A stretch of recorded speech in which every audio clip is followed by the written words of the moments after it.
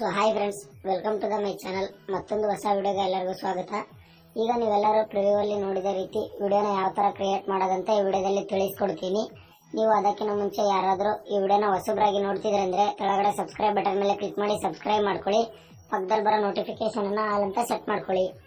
ಈ video description ಅಲ್ಲಿ ನಾನು ನಿಮಗೆ ಒಂದು ಬೀಟ್ ಮಾರ್ಕ್, ಒಂದು ಶೇಕ್ ಎಫೆಕ್ಟ್ ಅಂತ ಎರಡು ಅಲರ್ಟ್ ಮೋಷನ್ ಪ್ರಿಸೆಟ್ ಗಳನ್ನ ಕೊಟ್ಟಿರ್ತೇನೆ. ಅವೆರಡನ್ನು ನಿಮ್ಮ ಅಲರ್ಟ್ ಮೋಷನ್ ಆಪ್ ಗೆ ಇಂಪೋರ್ಟ್ ಮಾಡ್ಕೊಳ್ಳಿ.